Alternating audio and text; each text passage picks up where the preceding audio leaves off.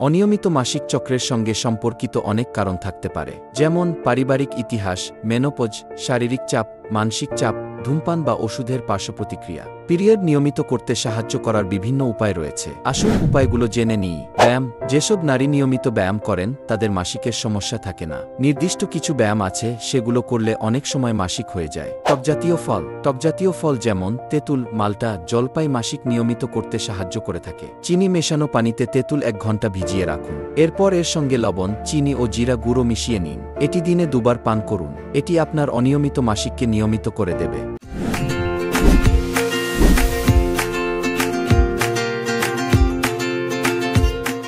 আদা। মাসিকের চক্রকে নিয়মিত করতে আদা বেশ কার্যকর। 1 কাপ পানিতে আধা চা চামচ আদা কুচি দিয়ে 5 থেকে 7 মিনিট সিদ্ধ করে পানিতে মিশিয়ে নিন। খাবার খাওয়ার পর 3 বেলা এটি পান করুন। নিয়মিত 1 মাস এটি পান করুন। তিল। তিল একটি উপকারী উপাদান। এটি আপনার অনিয়মিত মাসিককে নিয়মিত করতে সাহায্য করবে। তিলের উপাদান হরমোন উৎপাদন করে থাকে। অল্প পরিমাণের তিল ভেজে গুঁড়ো করে নিন। এর সঙ্গে 1 চামচ গুড় মিশিয়ে নিন। এটি রোজ খালি পেটে 1 চা চামচ করে খান।